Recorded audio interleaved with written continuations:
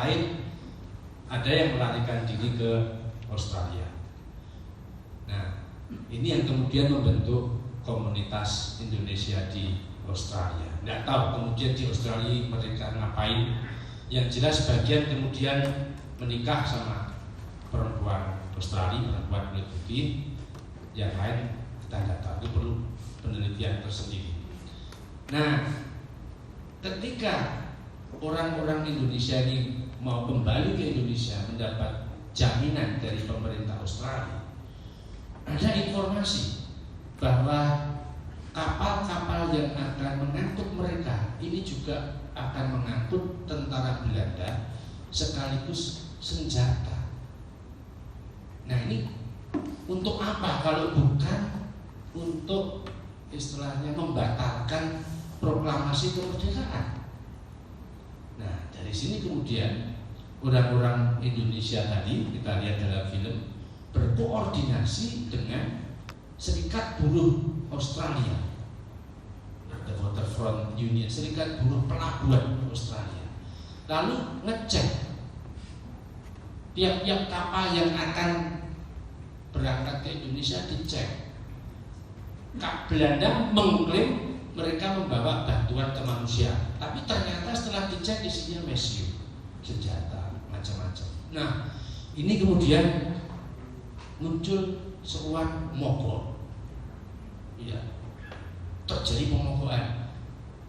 Dimulai dari pemogokan di Sydney, menjalar ke Brisbane, terus kemudian juga ke Melbourne, 3 kota besar utama di Australia. Nah, kira-kira apa dampak dari pemogokan ini? Kapal-kapal yang sedianya siap berangkat ke Indonesia gagal berangkat ke Indonesia. Ya. Dan puncak dari ini, pemogokan ini sebetulnya hanya berlangsung nggak sampai seminggu. Dari tanggal 24 September, ya, puncaknya nanti tanggal 28 September. Apa dampak dari pemogokan yang menyebabkan pemberangkatan kapal ini tertunda? Dampaknya bagi Indonesia kira-kira apa?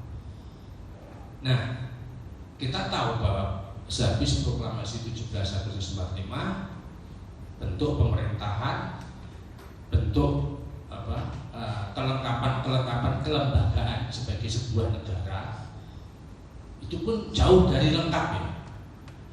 Dan yang penting bahwa yang poin yang perlu kita garis bawahi adalah sebuah negara diproklamasikan tapi nggak punya tentara. Tentara itu cikal bakalnya baru terbentuk pada tanggal 5 Oktober 1945. Itu pun namanya masih Badan Keamanan Rakyat. Ini cikal bakal TNI. Ya. Nah, ketika kapal-kapal yang ngangkut Belanda dengan tentara Belanda dan senjata itu akhirnya berlabuh di Indonesia, itu sudah ada tentara. Sehingga ketika misi Inggris untuk melucuti tentara Jepang yang ternyata diboncengi oleh Belanda, dan kemudian Belanda punya agenda untuk membatalkan proklamasi kemerdekaan Indonesia itu Republik Indonesia sudah punya paling tidak cikal bakal tentara. Ini penting karena sebelum ada BKR, yang ada adalah laskar-laskar dengan beragam ideologi, yang satu dan lainnya itu belum tentu sepakat dengan format Republik Indonesia. Ya. Tapi ketika kemudian ada BKR, paling tidak negara mengkoordinasikan laskar-laskar itu. Tapi jangan tanya apakah waktu itu sudah ada laskar pelangi. Ya. Nah, ini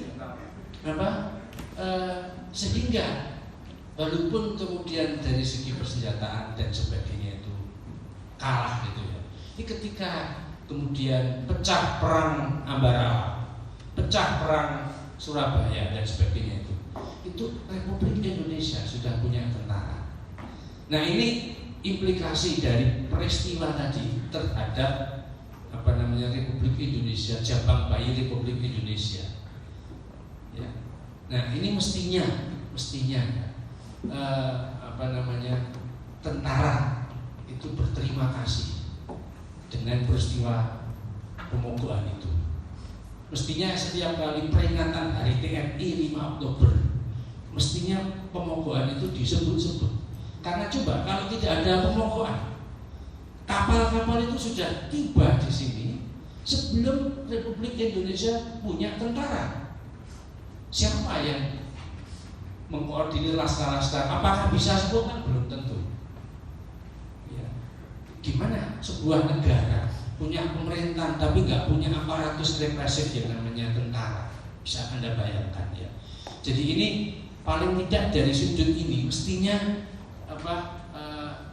historiografi TNI memberikan ruang terhadap peristiwa itu. Saya nggak tahu apakah dicatat atau tidak peristiwa itu. Saya juga tidak. Ya. Di historiografi yang resmi saja yang diajarkan ke sekolah-sekolah. Coba Anda ingat-ingat pada saat dapat pelajaran sejarah sejak SD kelas berapa sampai SMA. Kalau Anda milih jurusan IPS, tersesat di jurusan IPS itu, apakah peristiwa ini disebut-sebut? Kayaknya enggak. Iya. Ya, tadi saya katakan kuliah di jurusan sejarah saja banyak yang nggak tahu, apalagi yang bukan di jurusan sejarah. Nah sekarang apa itu makna? Ya, makna secara historis bagi Republik Indonesia.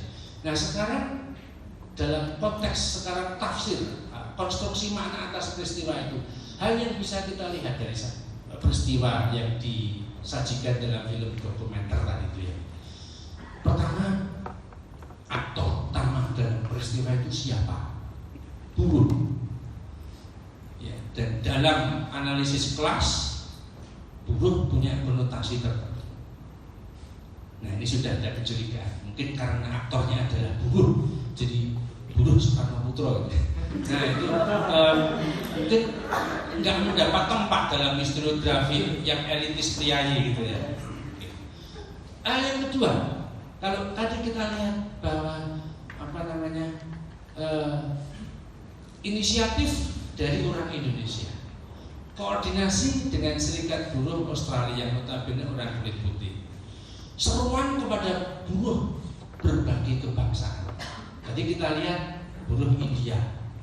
Walaupun saya juga agak heran ini saudaranya Syahrul Khan kok suaranya cempreng tadi. Jadi cempreng tadi yang wakil dari Serikat Buruh India.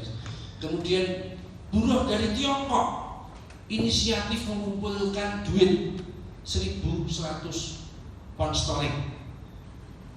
Itu kalau buat beli kerupuk bisa untuk berapa RT? Ya berapa banyak duit sebesar itu ya. Berapapun nilai nominalnya, tapi inisiatif ini ya. Nah, artinya apa? Solidaritas kelas sesama buruh, lintas bangsa, lintas ras, itu sesuatu yang faktual secara historis dalam kaitannya dengan sejarah kemerdekaan Republik Indonesia. Ya. Terus hal yang lebih penting dari itu adalah peristiwa tadi itu kemudian mendapat media coverage secara internasional berkat si Joris Events. Kalau di kuliahnya Prof. Arya Haryanto disebutkan Joris Events sebetulnya adalah orang Belanda yang merupakan bagian dari Kementerian Propaganda Belanda, dibawa oleh Belanda untuk bikin film menunjang propaganda Belanda, tapi dia malah menjadi desertir. Alih-alih bekerja secara bekerja membantu pemerintah Belanda, dia malah justru simpati pada peristiwa, pada gerakan buruh tadi itu. Lalu dengan alat yang ada di tangan dia dokumentasikan itu, dan kemudian dia sebarluaskan, dan mungkin bisa dicek media coverage atas peristiwa itu secara internasional seberapa luas. perlu penelitian tersendiri. Tapi faktanya kemudian tidak lama setelah peristiwa itu, awal 46 atau akhir 45, muncul dukungan terhadap pengakuan terhadap keberadaan proklamasi Republik Indonesia dari Australia. Ya, yang waktu itu kita bertanya-tanya kok bisa itu terjadi di Australia, dan kemudian pemerintah Australia mendukung karena yang berkuasa adalah Partai Buruh, pemerintah Australia waktu itu. Kemudian kita tahu sejarah mencatat, dan ini historiografi Indonesia mengakui dukungan dari India. Ya, padahal ketika India menyatakan dukungan terhadap kemerdekaan Indonesia, kalau tidak salah belum resmi merdeka, baru akan disiapkan untuk merdeka oleh Inggris. Kemudian dukungan datang dari Mesir, belum lagi negara-negara yang lain. Artinya apa? Ini punya efek. Liputan atas peristiwa tadi punya efek. Ini satu bentuk internasionalisasi proklamasi kemerdekaan Indonesia. Nah, dengan kata lain, yang poinnya adalah bahwa kita merdeka dan bisa mempertahankan kemerdekaan itu sebetulnya dibantu oleh bangsa-bangsa lain. Cuma celakanya dalam historiografi, dalam catatan sejarah, buku sejarah yang diajarkan, dididikkan, itu dimensi internasional dalam proses perjuangan dan mempertahankan kemerdekaan Indonesia ini minim banget, marginal sekali. Seakan-akan kita ini bisa merdeka karena diri kita sendiri. Ini historiografi yang sombong, nggak ngakui jasa orang lain, sombong kan? Nah, pertanyaan berikutnya adalah kok bisa historiografi yang sombong, historiografi yang kata sombong mungkin vulgar, mungkin kalau di sini ada ormas yang ultranasionalis saya bisa digampar. Pakai istilah yang lebih ilmiah, akademis ya, historiografi yang terlalu inward looking. Nah, ini kalau saya ngomong gini, ormas yang ultranasional gak mudah. Ya gitu kan. Nah, ini historiografi yang diajarkan, dididikkan dari historiografi yang terlalu inward looking, yang dalam bahasa populer seakan-akan kita bisa merdeka itu karena keringat sendiri. Padahal faktanya kalau saya senang istilahnya cara udah, padahal nyatanya gitu, nyatanya nyatanya dibantu banyak bangsa lain. Ya, jadi nyatanya ini kayak. Nah, sekarang pertanyaan berikutnya, mengapa yang dominan atau apakah historiografi yang inward looking ini sudah dibentuk sejak, kalau saya katakan 45, 46 nggak sempat saya kira ya. Apakah situasi 45 sampai 49, 50 itu sudah bisa berpikir menyusun kurikulum sejarah? Situasinya perang, sekolah ditutup. Ya, kalau Anda punya pakde atau mbah, ya kalau bapak saya ngalami masa-masa itu ya, udah almarhum itu sering cerita itu waktu itu nggak ada orang sekolah, 45, 49, 50. Ya situasinya ngungsi sana, ngungsi situ. Jadi saya kira duduk manis untuk menyusun katakanlah historiografi, menyusun suatu sejarah yang sistematik untuk diajarkan, saya kira belum sempat. Mungkin baru tahun 50-an setelah perang selesai, setelah perjanjian konferensi Meja Bundar, setelah peristiwa 27 Desember 1949 yang kalau di mata Indonesia itu adalah pengakuan kedaulatan Belanda atas Indonesia. Kalau di mata Belanda itu adalah penyerahan kedaulatan. Beda, kalau pengakuan itu berarti kemarin aja nggak ngakui, tapi nyatanya kami sudah berdaulat. Kalau penyerahan itu berarti kemarin kamu tuh nggak berdaulat, ini kedaulatan ada di tangan saya. Jadi istilah transfer of sovereignty antara terjemahannya ya, antara pihak Indonesia dan pihak Belanda saja bisa beda. Jadi translation is very political. Terjemahan itu sebetulnya sangat politis.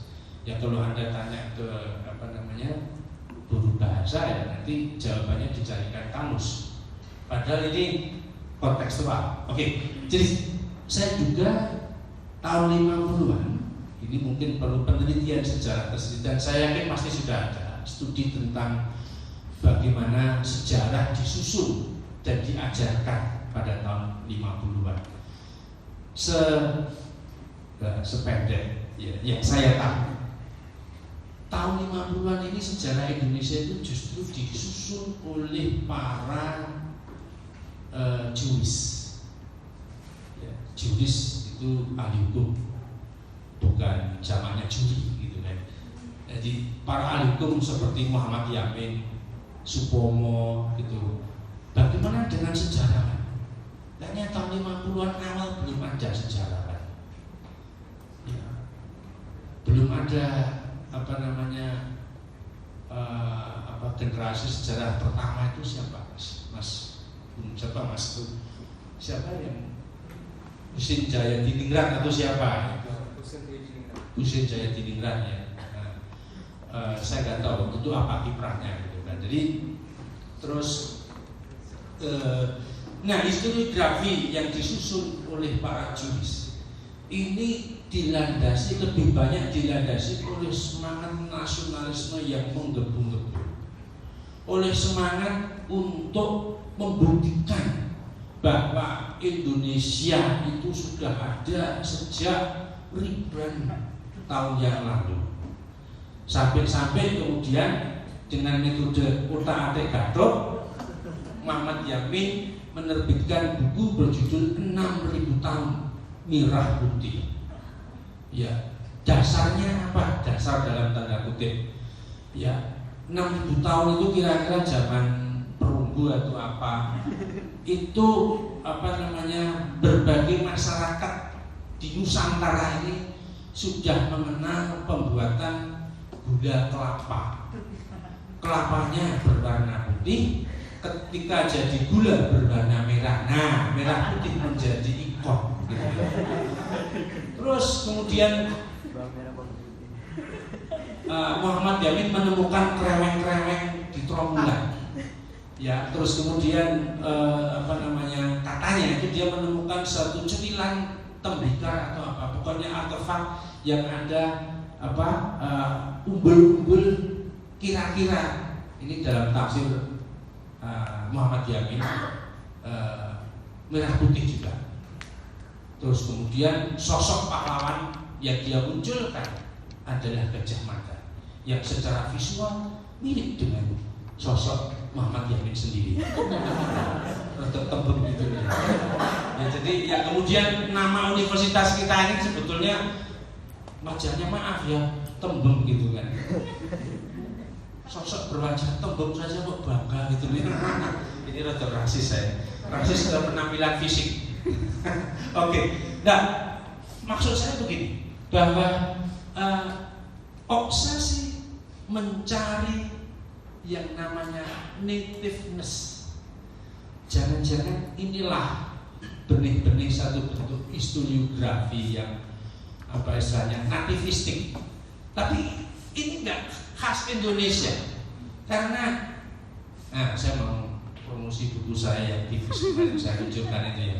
Salah satu watak dari sebuah nasionalisme adalah menunjukkan dirinya punya sejarah yang panjang. Ada cerita-cerita yang nativistik untuk mengukuhkan klaim bahwa bangsa ini adalah satu entitas yang punya usia panjang. Ya, bisa dilacak secara historis sejak sekian tahun yang lalu di satu sisi. Di sisi lain bangsa itu juga diharapkan diproyeksikan akan abadi. Jadi nasionalisme ideologinya itu di satu sisi nativistik, di sisi lain futuristik. Nah, itulah sebabnya ya berangkat dari sejarah ditulis berangkat dari semangat patriotisme yang menggebu-gebu, semangat untuk menunjukkan kenativistikan dari keindonesiaan. Nah, terus kolonialisme itu dianggap sebagai ini narasi yang khas, struktur narasi khas nasionalisme, ya historiografi yang nasionalistik itu. Kolonialisme dianggap sebagai satu periode yang memegang perjalanan sejarah bangsa itu. Maka kolonialisme ditempatkan sebagai anteseden. Nah, hasilnya adalah suatu konstruksi sejarah, catatan sejarah yang membalik segala hal yang dilakukan oleh rezim kolonial. Ya, jadi siapapun yang dulu pernah melawan rezim kolonial itu menjadi hero, sekalipun perlawanannya itu mungkin lebih bersifat pribadi atau mungkin bahkan dia kriminal murni. Ya, kalau Anda membaca tulisan Jeffrey Adler tentang Imam Bonjol, ada yang dari Padang, Sumatera Barat di sini? Nggak ada. Ya kalau ada ya saya kira nggak masalah ya. Ini kita diskusi akademik ya. Jeffrey Adler itu punya argumentasi yang mengejutkan. Imam Bonjol itu sebetulnya punya ambisi-ambisi pribadi, membonceng ideologi keislaman untuk menghantam kaum bangsawan. Jadi Jeffrey Adler bahkan mengatakan inilah prototipe FPI. Kaget juga saya baca gitu. Si Jeffrey Adler, sejarawan Amerika yang meneliti seumur hidupnya itu. Jadi kalau si Hari Pose itu menghabiskan seumur hidupnya untuk menulis tentang Tan Malaka, kalau Jeffrey Adler ini menghabiskan hidupnya, sebagian besar waktu hidupnya untuk menulis tentang Imam Bonjol. Kadang-kadang sejarawan asing itu nggak masuk akal ya. Kayak Pak Peter Carey, sebagian besar waktunya hanya untuk memikirkan di Diponegoro. Apa nggak pernah Facebookan, nggak pernah gitu ya, berkumpul-kumpul ngopi-ngopi gitu. Sebagian besar hidupnya hanya untuk mencurahkan satu sosok tokoh gitu loh. Ya kan Anda bisa lihat buat teman-teman yang studi sejarah itu kan identik Peter Carey, Diponegoro. Mungkin Peter Carey itu lebih ngerti tentang Diponegoro daripada Diponegoro sendiri. Saya kira Diponegoro masih hidup, seperti halnya Hari Pose lebih ngerti Tan Malaka, seandainya Tan Malaka masih hidup gitu. Nah ini Jeffrey Adler itu Imam Bonjol gitu. Walaupun tidak semenonjol Imam, tidak semenonjol, tidak semenonjol karya-karya Hari Pose tentang Tan Malaka. Itu satu contoh sederhana bahwa secara historis faktual sebetulnya itu nggak ada pikiran melawan kolonialisme, tetapi siapapun yang melawan Belanda ya dianggap pahlawan. Ini pembalikan. Nah itu yang kemudian seminar sejarah nasional yang pertama tahun 59 yang oleh jurusan sejarah nanti awal Desember mau diperingati yang ke berapa mas? 59, kalau sekarang 2017 itu berarti berapa tahun itu? 68 ya. Kok nggak dibulatkan peringatan ke-70 itu? Nggak sabar itu, nunggu 2 tahun lagi nggak sabar. Ya jadi itu yang akan diperingati oleh jurusan sejarah nanti bulan Desember. Itu pembalian dari yang disebut Neerlandosentris, di mana sejarah Nusantara tidak lebih dari sejarah orang-orang kulit putih yang melakukan serangkaian tindakan di Nusantara, dibalik jadi sejarah yang Indonesia sentris. Nah, tapi kalau kaitannya dengan pertanyaan kepribumian, nah ini, judulnya pribumi, judul besar sponsor. Apa yang mendasari? Sekarang ini saya nggak tahu sudah ada penelitian atau belum. Apa yang mendasari pengangkatan pahlawan? Tadi kan saya ceritakan bahwa tindakan-tindakan melawan Belanda, pembalian tadi itu menjadi tindakan heroik. Nah tentu saja harus ada aktor yang ditunjuk. Nah sekarang aktor yang ditunjuk itu siapa? Nah karena semangatnya adalah semangat keindonesiaan yang majemuk, Maka kemudian dasar kriterianya adalah pemerataan keterwakilan tiap daerah.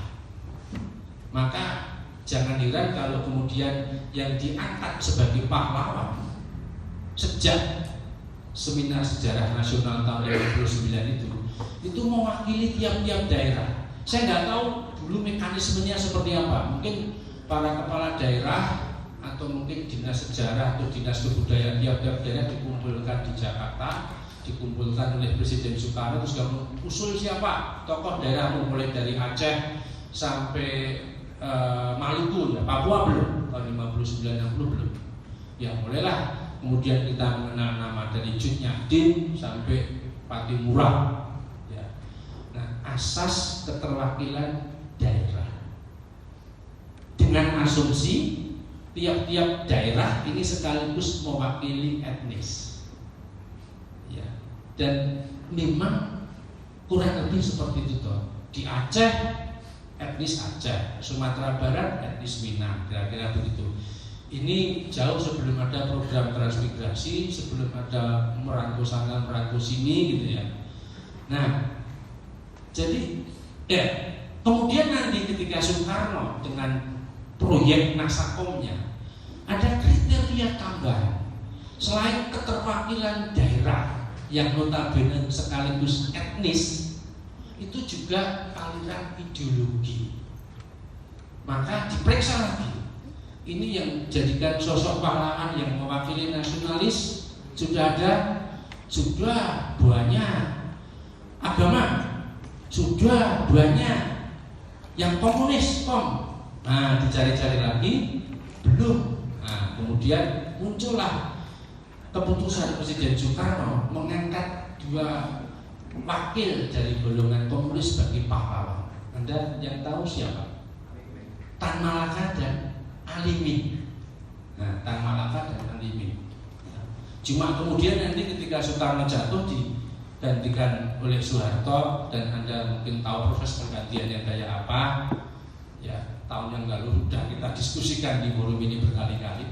Itu kemudian dianulir SK pengangkatan Alimin sebagai pahlawan nasional itu. Nah, pertanyaannya adalah apakah ini sudah mewakili semua etnis?